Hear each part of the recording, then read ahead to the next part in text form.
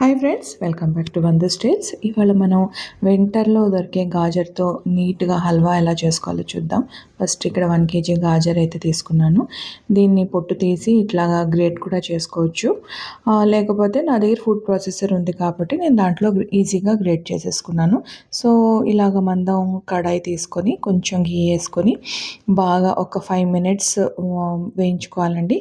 పచ్చి వాసన పోయే వరకు మంచిగా వేయించుకున్న తర్వాత ఒక 300 ml హోల్ మిల్క్ అయితే నేను యాడ్ చేసుకుంటాను.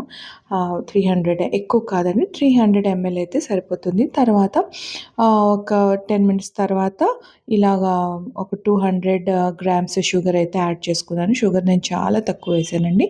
లాస్ట్కి కొంచెము ఇలాగ వాటర్గా వస్తుంది, ఓపిక్గా కొంచెం కలుపుకోవాలి దగ్గర పడే వరకు. ఇంకొక వేరే ప్యాన్లోని ఘీ వేసుకొని డ్రై ఫ్రూట్స్ అన్నీ సన్నగా తరుక్కుని దూరగా వేయించుకోవాలి. వేయించుకున్నాక ఇలాగ వీడియోలో చూపించినట్టు వేయించుకోవాలి. తర్వాత ఇలైచీ పౌడర్ అయితే వేసుకోవాలి మంచి వాసనకి. తర్వాత ఈ డ్రై ఫ్రూట్స్ సగం దీంట్లో యాడ్ చేసుకోండి, మిగతాది మనం డ్రెస్సింగ్కి యూజ్ చేద్దాం. ఇలా గార్నిష్ చేసుకోవాలి.